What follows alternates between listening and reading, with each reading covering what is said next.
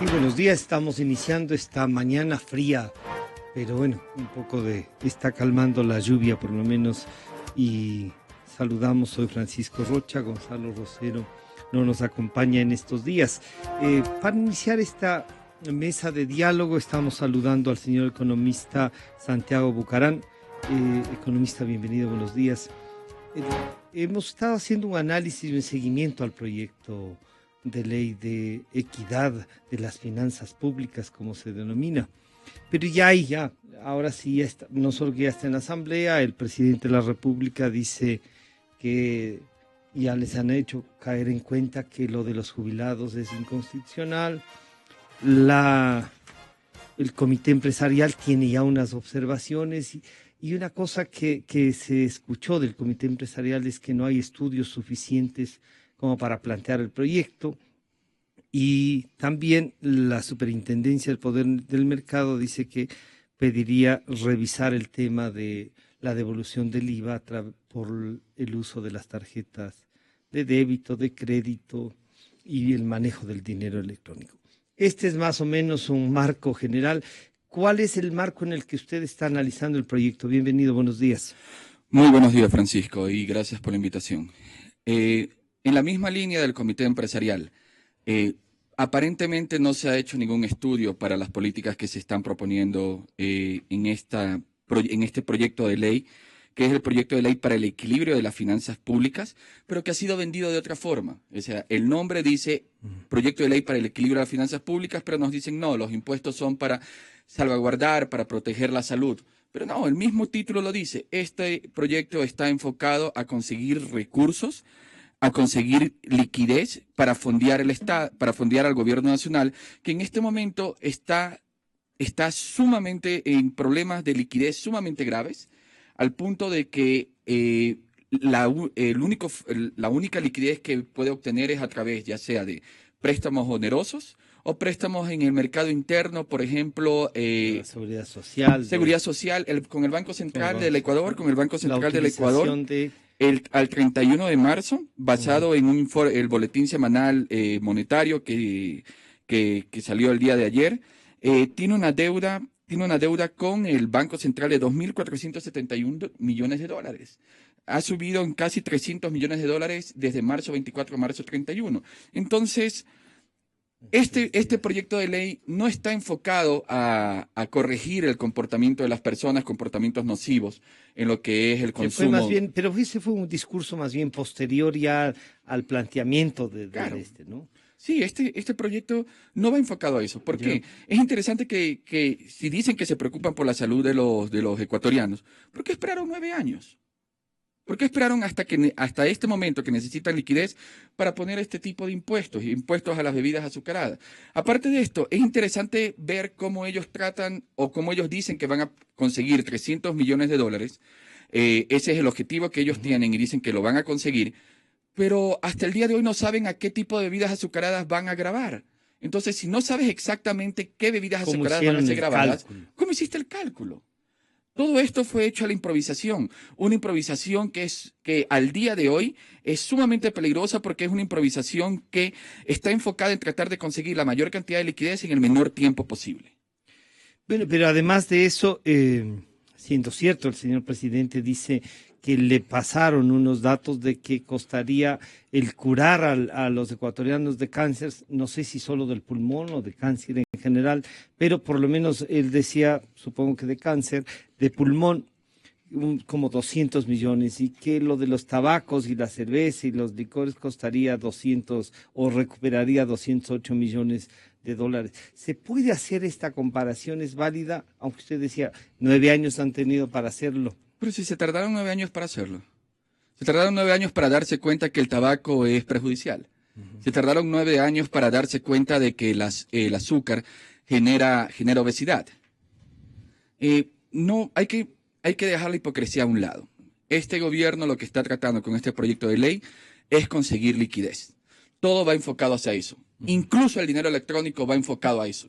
El dinero electrónico no va enfocado a aumentar la velocidad del dinero o a hacer más fácil las transacciones. No, el dinero electrónico va enfocado a que el Banco Central tenga una nueva tenga un nuevo Un ingreso, instrumento ahí que pueda manejar. Y al día de hoy nosotros sabemos qué está haciendo el Banco Central con la liquidez.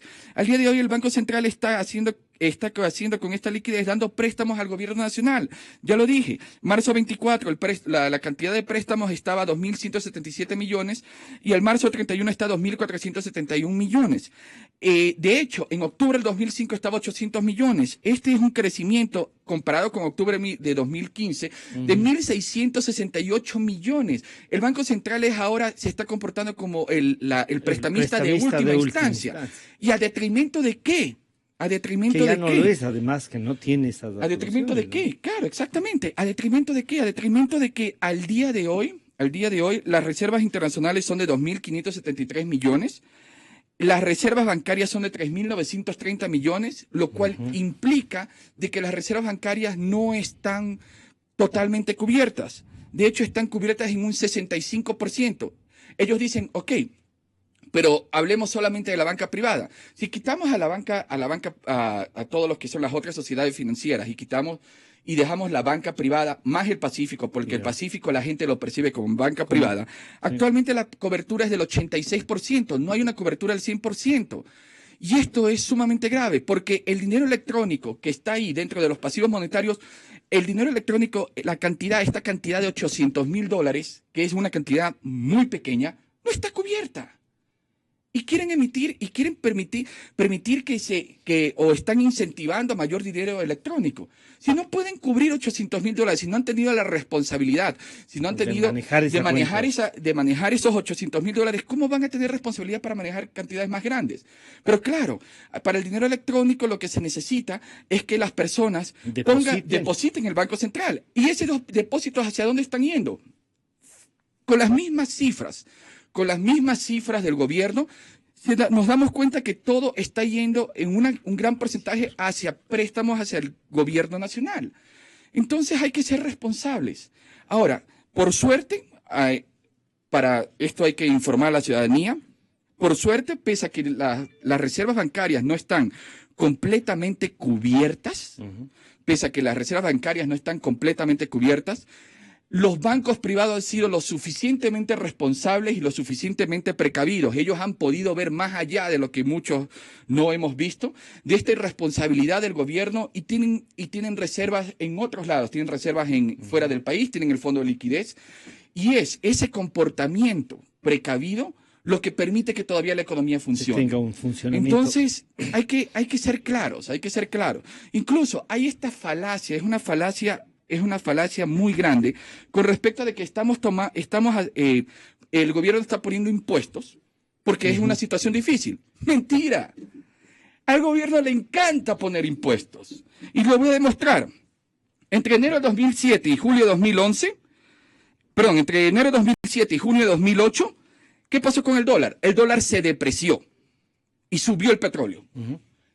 Entonces teníamos un panorama positivo. Petróleo alto, dólar depreciado. Y habían anunciado que podían bajar el 2% del IVA. ¿Y qué fue lo que pasó? Campaña, exactamente. Pero en vez de bajar el 2% del IVA, metieron la ley reformatoria para la equidad tributaria y se creó el ISD con un impuesto de salida de divisas del 0.5%. Comenzamos, primer golpe, 0.5%. Luego, julio 2008, febrero 2009. Ya, aquí estamos en una situación mala en ese periodo. Dólar se aprecia, baja petróleo. ¿Qué pasó con el ISD? Subió al 1%. Luego llegamos a marzo 2009, julio 2011. El dólar se deprecia y sube el petróleo, de nuevo en una buena situación. ¿Pero qué fue lo que hizo el gobierno? De nuevo subió petróleo, subió el impuesto. El ISD subió al 2%. Luego, el periodo de oro, el periodo dorado del gobierno, de este gobierno de la Revolución Ciudadana, agosto 2011 y julio 2014. ¿Adivina qué hicieron? Subieron el impuesto del ISD al 5%. Además, pusieron ICE a los cigarrillos y bebidas alcohólicas. Y ahora, de nuevo, nos dicen que estamos en una mala situación y ¿qué hacen? Cambian la base impositiva del ISD. Entonces, no es verdad que el gobierno nacional tiene que tomar estas medidas dolorosas de poner impuestos solo en momentos en que la economía está mal. Lo pone, aunque la economía está mal, o en que la economía esté bien. Porque esa es la política del gobierno. La política del gobierno es altos impuestos, altas regulaciones y alto gasto. Una política insostenible que desde el 2009 se le viene diciendo que es una política insostenible y al día de hoy está a punto de explotar. Lastimosamente esto está a punto de explotar y las consecuencias las vamos a pagar todos nosotros. Se integra a esta mesa de trabajo y el economista Mauricio Dávalos, a quien saludamos. Y parecería que entonces lo último que acaba de decirnos el economista Santiago Bucarán es: ¿se puede defender con esto la dolarización? ¿Estas medidas es para eso? ¿O lo que dicen el comité empresarial y otros sectores dicen, oiga, no más impuestos, quieren elevar la producción, quieren cambiar todo esto, pero ahora el presidente nos dice la situación no está tan buena, ya debían ustedes estar preparados para, han tenido 9 años también de estabilidad, le dice al sector privado, ahora es hora de que hagan también su parte. ¿Cómo mira usted este proyecto? Bienvenido, buenos días. Gracias, Francisco, y muy buenos días, economista Bucarán. Mire, cuando se habla de que se quiere sostener la dolarización a través de la creación de impuestos que eventualmente redundan en un incremento aún mayor de los costos de producción de la producción ecuatoriana, realmente es como que se pretendiera hacer una burla de la inteligencia de los ecuatorianos. Cuando comenzó el gobierno, se tenía absolutamente claro que la dolarización era un hecho. Le guste o no le guste, a quien sea. El presidente había dicho que no le gustaba. Pero, a mí tampoco, ya. Y yo tuve mis argumentos técnicos para decir que la dolarización era inconveniente y que eventualmente iba a traer terribles problemas a la producción ecuatoriana. Comparaba inclusive con el euro, que iba a ser cómodo para ciertos países muy competitivos, pero que iba eventualmente a causar problemas a los menos competitivos, que es lo que efectivamente ha sucedido. Sin embargo, ¿qué es lo que pasó? Nosotros hemos tenido la suerte de que desde el final del 2003 el dólar comenzó a caer y el petróleo comenzó a subir. Eso más los intereses en aspecto internacional también comenzaron a bajar y han bajado a unos niveles pero casi nunca vistos. Todo eso configuró un conjunto que no podía ser mejor.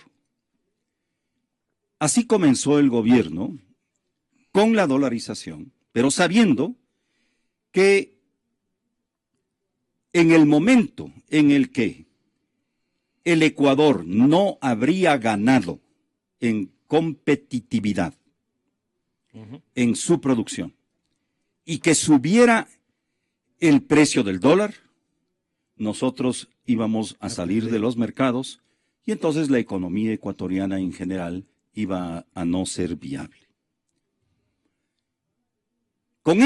A pesar de esa conciencia, durante el 2007, efectivamente se hizo una serie de cosas que iban en esa dirección, cuidar la competitividad.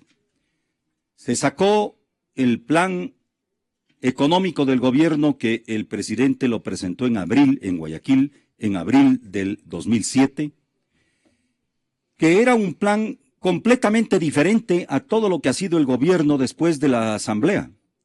Un plan en el cual se concebía al Estado como promotor del desarrollo, pero el autor del desarrollo iba a ser el sector privado. Luego, en julio, se hizo un plan de desarrollo de las exportaciones, que se basaba en varios pilares, pero sobre todo en la realización, en la negociación de varios tratados comerciales de distintos tipos. Por ejemplo, había un tratado de libre comercio con Canadá.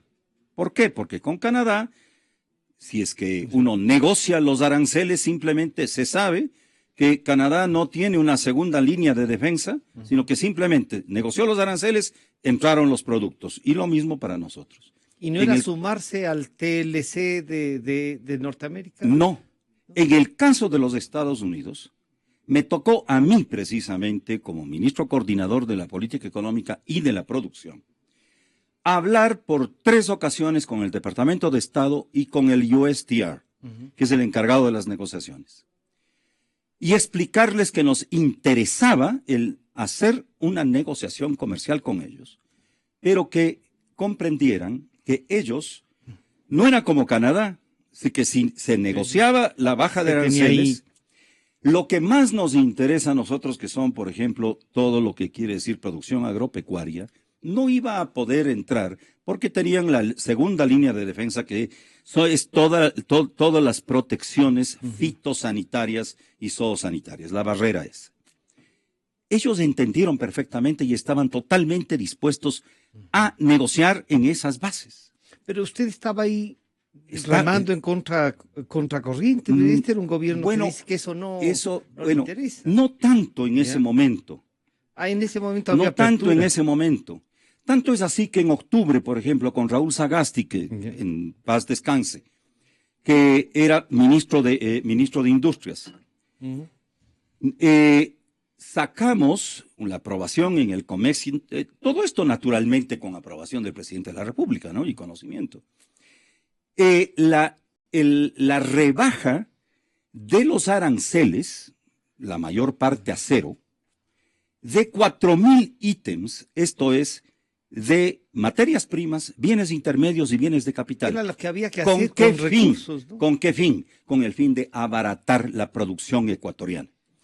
Todo lo que se hizo en el 2007 estaba guiado hacia allá. ¿Cuándo se perdió el rumbo entonces, diríamos? El momento en el que comenzó la asamblea y Alianza País vio que podía dominar absolutamente todo y que definitivamente tenía una fuerza incontrastable, y entonces cambia el rumbo. Yo salí el 30 de noviembre del 2007. Dejé 8 tratados negociándose. Todos fueron botados al tacho de la basura prácticamente en forma inmediata. ¿Qué es lo que ha pasado desde entonces, del 2008 para acá? Desde el 2008 para acá, a partir de la asamblea, comienza con el establecimiento del anticipo del impuesto a la renta. Y de ahí comienza, como el economista Bucaram estaba describiendo, una loca carrera de creación de impuestos, de una serie de regulaciones y obligaciones para las empresas cuyo cumplimiento es extraordinariamente caro. Un manejo de los salarios que lo único que indica es la absoluta ignorancia por parte de las autoridades de lo que es el Ecuador, de lo que es la fuerza de trabajo del Ecuador. En el Ecuador, la mitad de la población económicamente activa está empleada, la mitad está desempleada o subempleada.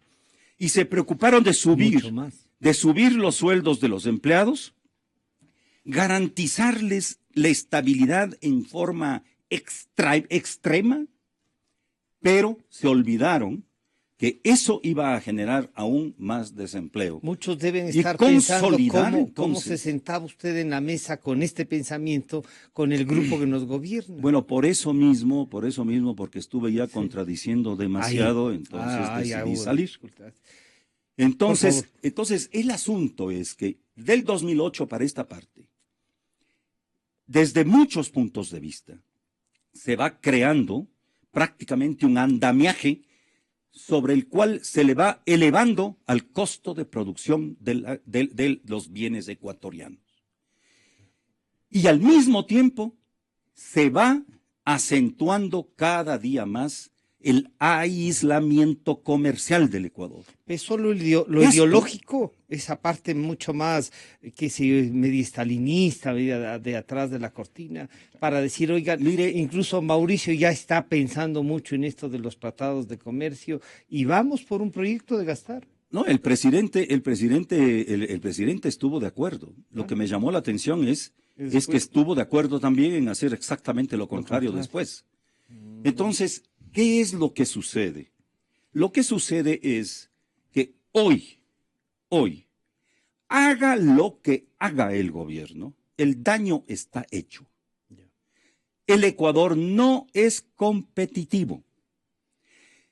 El problema fiscal es un problema que puede resolverse si es que quiere, como yo había sugerido, bajando los impuestos, pero bajando el gasto.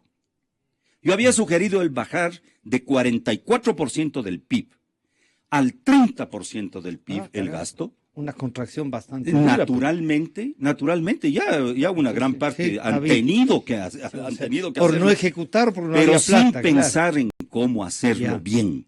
Y al mismo tiempo, eliminar ciertos subsidios fundamentalmente que le cuestan al Estado de una manera absurda y no están focalizados, y bajar todos los impuestos absurdos que encarecen la producción. No hablo del impuesto a la renta, no hablo del IVA, hablo del anticipo del impuesto a la renta, de los cobros que se hacen en cada una de las transacciones de bienes y servicios, que es del cobro anticipado del impuesto a la renta, que pagamos todos cada vez que vendemos cualquier cosa, sea servicio, sea un bien.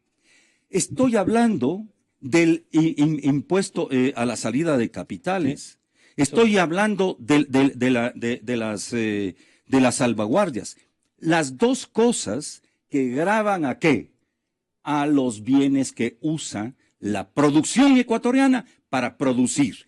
Entonces, si es que bajamos todo eso, entonces estaríamos absolutamente en otra condición retomando el camino para poder tratar de sacar la cabeza en esta situación.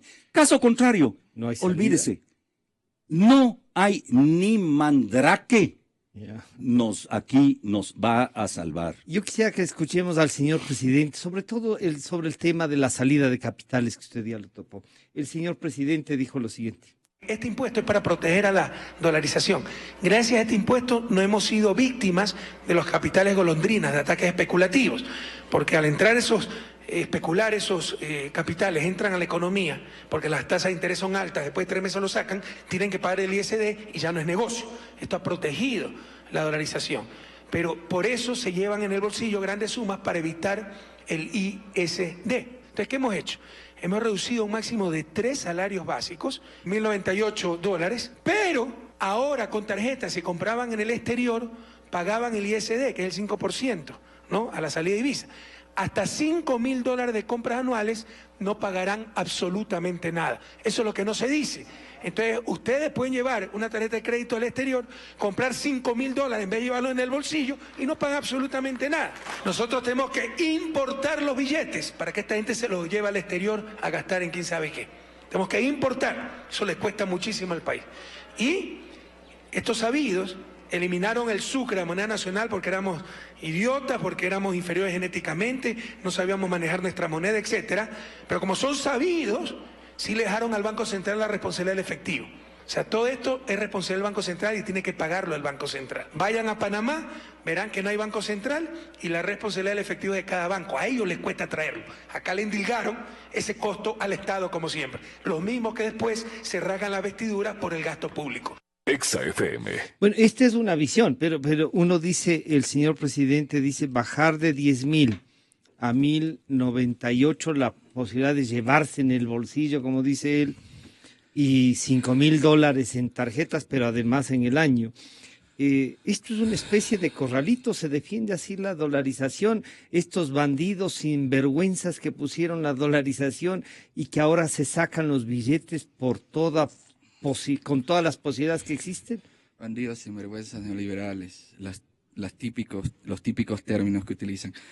Es realmente frustrante Es realmente frustrante escuchar tanta contradicción, especialmente de alguien que se dice fungir un doctorado.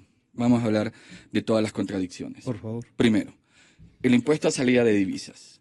El impuesto a salida de divisas, una de las cosas que genera es que no solamente es un impuesto de salida de divisas, sino que es un impuesto a la entrada de divisas. ¿Por qué? Digamos que usted me invita aquí a la radio, ¿ok? Usted, Gonzalo, me invita a la radio, yo vengo acá, muy feliz, hablo lo que tengo que hablar, y de pronto, antes de salir, me dice, jeje, espere, le cobro $100 para poder salir. ¿Usted cree que va a venir de nuevo? Usted sí, porque capaz que tiene. Yo no pero tengo. Los que no tienen. No, yo no tengo. Yo no vendría de nuevo. Sí, yo no vendría, por o sea, favor, así es. ¿quién vendría casi a lo que entras? No cobran, a la pero salida, la salida te vas? sí. Y habla de capitales golondrinas. ¿Y qué son los préstamos, esos tipos préstamos que está haciendo a cambio de petróleo con China? Son préstamos a 5 años, con unas tasas de interés altísimas. Entonces, ahí, claro, el dinero no sale en forma de efectivo, pero sale en barriles de petróleo. Pero es exactamente lo mismo. Así es que actualmente tenemos unos capitales golondrinas en la desesperación por tener liquidez. Hemos firmado contratos de deuda que son muy similares a capitales golondrinas. Ahora lo siguiente, se dice que ese impuesto de salida de divisas para los viajeros no afecta a la clase media. Yo me pregunto, y todos los oyentes que están en este momento con la radio, cuando una familia de clase media viaja, digamos, ahorra 2 años para irse a Disney, ¿ok? 2 años se esfuerza, clase media baja, compran un paquetito. Que no se va a Disney, que va a Machu Picchu. Ya que va a Machu Picchu, Perú, para que no vaya al imperio. Sí. Entonces, que vaya a Machu Picchu, que vaya a Colombia, etcétera, etcétera, y que hayan ahorrado. Cartagena, Buenos Aires. Ellos ahorran y llevan entre su familia un dinerito que es entre $3,000, $4,000. ¿Por qué? Porque la clase media baja, la clase baja, no tiene pues tarjetas de crédito con cupo de $5,000. El cupo de mi tarjeta de crédito es de $900. ¿Qué persona de clase media y clase media baja tiene tarjetas con cupos de $5,000? Yo no sé de qué clase media, es que quizás es la clase media que le rodea a él. Está en el gabinete. Y que no, la que le rodea a él. Eso significa un desconocimiento de la gente, del pueblo. Se le está impidiendo incluso salir del país y salir a hacer turismo internacional. La gente viaja con efectivo, no viaja con tarjeta de crédito porque no puede acceder a tarjetas de crédito. Eso es mentira. Eso es mentira. Dígame, en este momento los que me están escuchando, ¿quién de clase media y clase media baja tiene una tarjeta de crédito con cupo de $5,000 o más? No eso. Cupo de $2,000. Y además las tarjetas de crédito que la mayoría de las personas de clase media y clase media baja tienen son tarjetas de créditos de consumo aquí dentro del Ecuador. Y no son internacionales. No son internacionales. Entonces, no estamos hablando, se habla con pura demagogia y no se habla la verdad. Si algunas veces yo hablo así un poco alterado es porque frustra tanta mentira. Frustra cómo se está mintiendo al pueblo ecuatoriano. Pero el señor presidente podría decir, yo también me indigno y por eso es que uso todos estos adjetivos para hacer que sientan los ecuatorianos que lo que está es defendiéndoles a la mayoría. No está defendiendo a la mayoría, está defendiendo su modelo político, porque como lo dijo Mauricio, comenzó como un modelo económico. En el momento que obtuvieron todo el poder se dieron cuenta que lo importante era mantener el poder político. Fue un modelo político, no sé, y lo he dicho 1000 veces, no, este gobierno desde el año 2008 no tiene un modelo económico, es un modelo que está encaminado a mantener el poder político y a capitalizarlo a través de votos, a través de un gasto excesivo y a través de distorsiones en el mercado como el que habla Mauricio. Exactamente, como el que habla Mauricio, de subir los sueldos muy por encima de la productividad del ecuatoriano, y esa es una de las razones por las cuales el informe de competitividad mundial dice que Ecuador tiene problemas de competitividad, porque los salarios son sumamente altos y no están alineados con su productividad, y la distorsión nace del mismo gobierno. El gobierno no ha pensado en el pueblo ecuatoriano, y el gobierno trata de darle la responsabilidad a otros sectores como el sector privado. Le dice al sector privado, ¿Por qué no has ahorrado? Tenido en bonanza, ¿por qué? ¿Por qué no has ahorrado? Lo mismo le decimos nosotros al gobierno. ¿Por qué no ahorraste? Oh, ok. No le digamos que por qué no ahorraste. ¿Por qué no estamos en Claro. las páginas amarillas? O sea, ¿quién es el culpable? Y no le digamos por qué no ahorró. Ya. No le digamos por qué no ahorró. Digamos que ya, le creemos que está en contra de los fonditos. ¿Ok? Ya. No ahorraste. Hizo inversión. Ya. Ok. Y que ahí se ha ahorrado Ya, pero 14.200 quedemos ahí millones ya. de dólares. No necesitas ahorrar. Ok, no ahorres. Pero por lo menos gasta lo mismo que te ingresa. Por lo menos, en estos 9 años, si no querías ahorrar, no te endeudes. Y eso es lo que ha pasado con este gobierno. Desde el año 2009 ha tenido déficit sistemáticos. Ni un solo año ha tenido superávit. Y todos ha sido cubierto con deuda. Entonces, no solamente que no ahorró, sino que se endeudó. Economista Dávalos, reflexionando aquí con otros profesionales también decían, ¿cuánto cuesta más o menos, cuánto paga la banca internacional por el costo del dinero? 2, 3%. Y el Ecuador cobra el 5% por sacar el capital, que a lo mejor es de la utilidad de la inversión que han hecho. Entonces ahí ya les sale carísimo, me decían. Pero también decían, como el señor presidente afirmaba que había ahorrado como 14.200 millones de dólares en virtud de las inversiones hechas. Pero también se dice, a ver, ¿cómo es que uno ahorra 14.200 millones y la deuda de 12.000 crece a 36.000? ¿Cómo medimos ese ahorro para seguir todavía defendiendo la dolarización? ¿Usted nos podría ayudar para entender esa parte? Bueno, mire, hay algo que verdaderamente aquí en día tras día oigo, se discute y muchas veces con muchísima información y sabiduría. Y yo lo que quisiera decir es, sí, a mí me parece, por ejemplo, la estrategia de construcción de hidroeléctricas algo absolutamente sano, porque cuando se inició el gobierno, el gran problema era que desde hace muchísimos años no se había construido una hidroeléctrica. El mayor potencial de generación eléctrica aquí en el Ecuador era con los ríos, pero no se los había aprovechado. De tal manera que ese es un gran programa. Sin embargo, estaba revisando el otro día en la revista Gestión que lo que se gastó en las hidroeléctricas, es decir, todo lo que son el programa de hidroeléctricas, todo, pero absolutamente todo, excepto un solo proyecto en el cual hay una inversión del BIES, todo es con deuda. Claro. Todo es con deuda. Entonces, no es que se ahorró en eso. Incluso para eso se endeudaron. Para eso se endeudó. Permítame hacerle una... Sí. Cuando se iniciaba este gobierno, había un fondito de 1.067 millones de dólares para el proyecto. Todo pasó al presupuesto. Con esos 1.067, y si hubiese seguido creciendo, no hacía falta endeudarse por lo menos para 2 o 3 proyectos de hidroeléctricas. Y no solamente eso, no solamente eso, sino que, mire, de acuerdo con los cálculos que se han hecho, hay cálculos que dicen 230, otros de 260, 230.000 o 260.000 millones de dólares que han entrado por concepto de petróleo en este periodo presidencial. Las hidroeléctricas financiadas con deuda. Se estima de parte del gobierno que ha gastado 10.000 millones en carreteras. El economista Valencia, le he oído que ha hecho una serie de cálculos, quitando algunos rubros, él le baja a 7.000.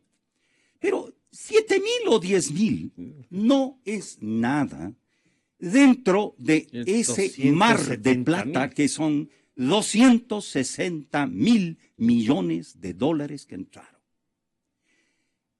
Los hospitales, uno se los ha hecho con con la plata del gobierno, otros la seguridad social, otros con deuda. Entonces, ahora sí, verdaderamente, los ecuatorianos tenemos que preguntarnos, ¿y dónde está la plata? Porque realmente cuando se analiza, el gasto del gobierno se ha incrementado de una forma bárbara, pero se ha hecho obra, pero ya estamos viendo, gran parte de la obra es con deuda. El ecuatoriano que nace ahora, nace cargado ya de un poco de deuda. Un poco. Y sobre todo, además de todo, se ha hecho un daño a la única institución líquida que había en el país, que era la seguridad social. Este momento, usted pensarán que van a obtener un retiro decente el rato que se jubilen. Pero no. Está cubierto por el Estado 100% todo. Eso es el cuento. Yeah. Eso es el cuento. Decir, yo te ofrezco, busca quien te dé. Sí. Entonces, este es el gran problema. Por eso digo, el daño está hecho y cada vez se lo profundiza más. Mire, en esta ley, realmente me ha impresionado esta que están discutiendo ahora. Me ha impresionado la obsesión que han agarrado en el gobierno por provocar que los ecuatorianos usemos las tarjetas de crédito, en primer lugar, lo cual es irresponsable. En muchos otros países se ha visto que el uso generalizado de tarjeta de crédito ha llevado a las familias verdaderamente a situaciones de endeudamiento insostenibles. Pero más que todo, existe una obsesión por el dinero electrónico. Sí. ¿Por qué? Porque naturalmente lo que se veía de venir desde el principio, desde que crearon esta maldita idea, digo maldita idea con todas las letras, del dinero electrónico manejado por el Banco Central. Cuando le pusieron, dizque, una reserva de 160 millones para respaldar el dinero electrónico, y yo dije, esto quiere decir que quieren emitir dinero. Porque si es que no quisieran emitir dinero, no tendrían necesidad de reserva. El dinero electrónico no es más que yo te pongo $1 y cuando me gasto, me debitas y no me das más hasta que yo te ponga el otro $. Sí, eso en todas partes del mundo. Aquí, como maneja el Banco Central, entonces lo que se quiere es crear un dinero que, ¿qué es? Es aire. Es aire. No es nada. No es nada. Esto es lo que puede ser verdaderamente, y los taurinos me entenderán perfectamente, es el descabello para la economía del Ecuador. Pero entonces usted lo que está diciéndonos con este ejemplo es que la estocada está dada. Es que la estocada es la falta de competitividad. La estocada la han dado como un mal torero. Le han ido metiendo, porque como no supieron meter una sola estocada, entonces varias veces le han metido estocadas por todas partes a este bicho. Y entonces hoy, con el uso generalizado que pretenden dar del dinero electrónico, quieren dar el descabello, o sea, el fin para la economía ecuatoriana. Con ese usted es el terminamos, señor economista Bucaram. Quisiera andar justamente en ese tema, porque el tema del dinero electrónico es un tema sumamente peligroso, es el golpe final, el golpe final. Con el dinero electrónico, primero se está incentivando, como dijo Mauricio, el uso de las tarjetas de crédito. Aparentemente el gobierno quiere contagiarnos con su idea de que de utilizar las tarjetas de crédito, como toda la población lo llama. Había una campaña que se llamaba esto de bancarizarnos aquí, bancarizar a los ecuatorianos que estaban en el extranjero, y el machicar que usted dice. Claro, ¿no? Exactamente. Pero hay que analizar esto. Ellos ponen como justificativo del dinero electrónico proteger la dolarización y además proteger el sistema financiero. Ambos ambos, no solamente que no se los protege con el dinero electrónico, sino que se los ataca. Lo que dice el economista Primero, Dávalos. porque para tener saldos en dinero electrónico, vamos con el sistema financiero. Para tener saldos del dinero electrónico, uno debe sacar o dinero de su cuenta de banco y ponerla en el Banco Central del Ecuador. Entonces hay una competencia entre el Banco Central del Ecuador y los bancos privados. O aquel excedente de efectivo que se dice que se tiene en la economía, en vez de incentivarlo a que vaya a la banca privada, va de nuevo al Banco Central del Ecuador. El Banco Central del Ecuador, en este momento, quienes manejan este Banco Central y quienes manejan la política económica, ven o perciben al Banco Central del Ecuador no como debe ser, sino como un banco comercial. Ahora quieren entrar a competir en las captaciones de efectivo de los consumidores. Dinero, claro. Eso es lo que necesita y hacia allá va. ¿Por qué? Porque de nuevo, el gobierno se está fondeando con préstamos del Banco Central del Ecuador que a marzo 31 alcanzan 2.471 millones. Estos préstamos crecieron entre marzo 24 y marzo 31 en 300 millones. 300 millones en 7 días. Al día de hoy las reservas bancarias no están cubiertas con las reservas internacionales.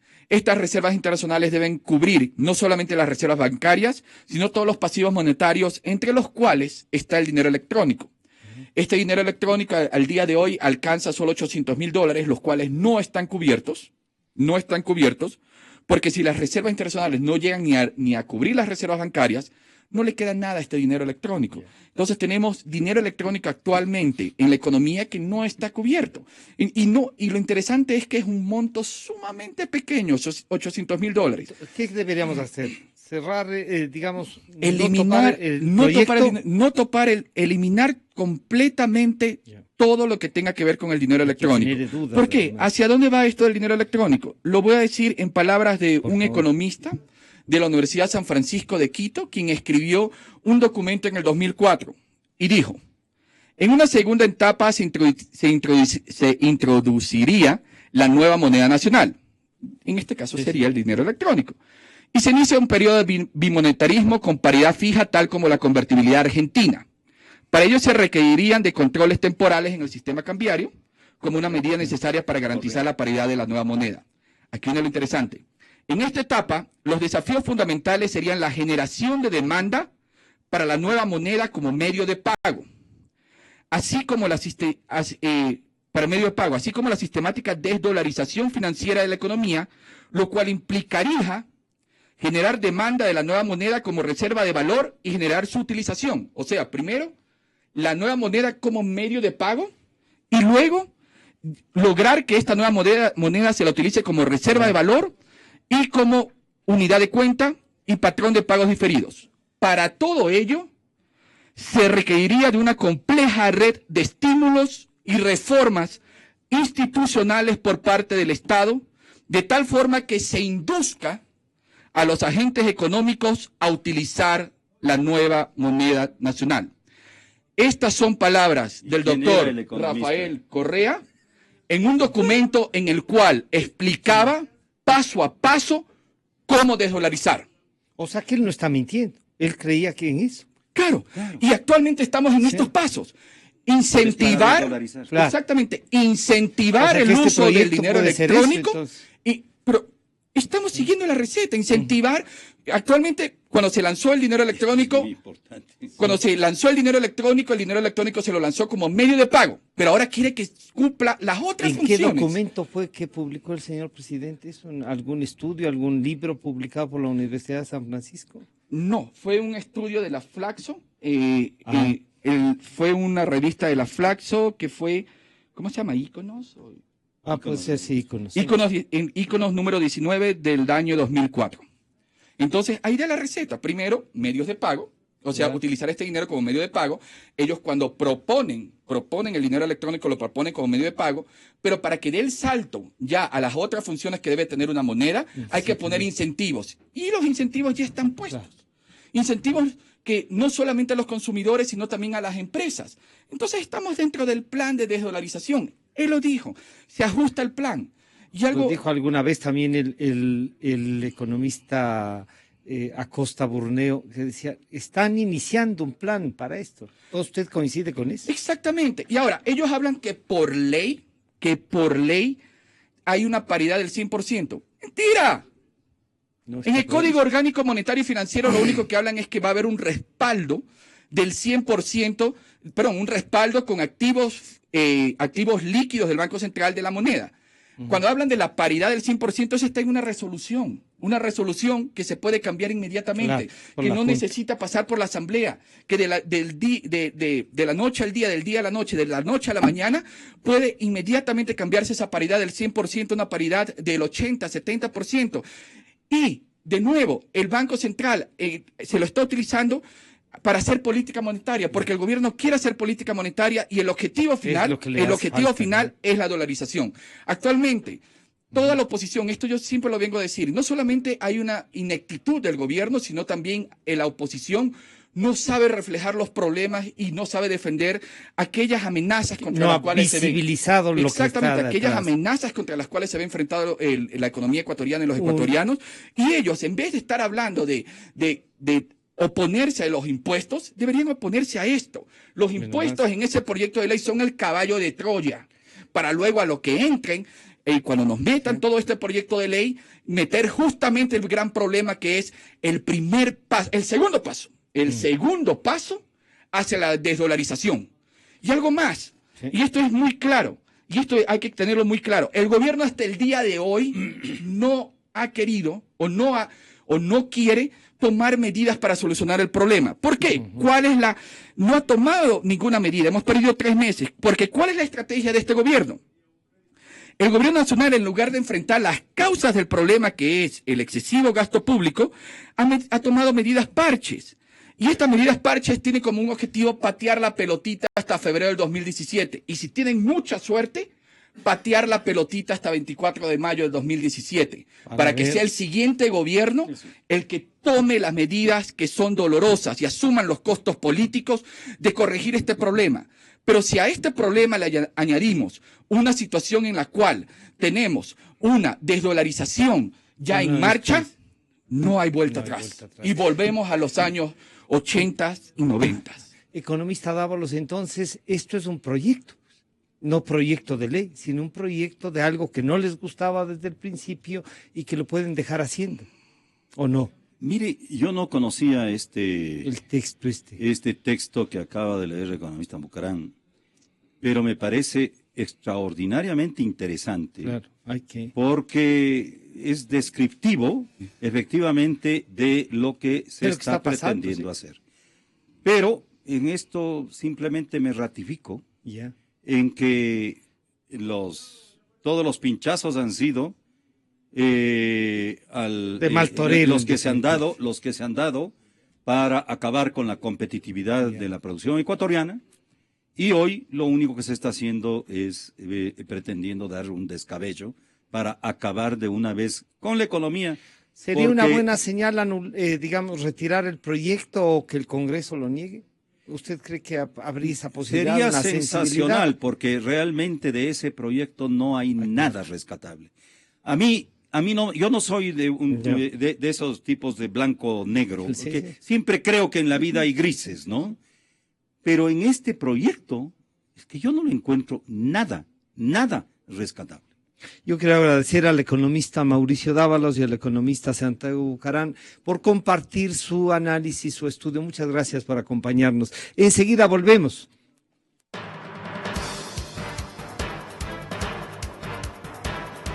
Inicio de espacio promocional y publicitario. Mi nombre es Jaime y la medicina es mi vida.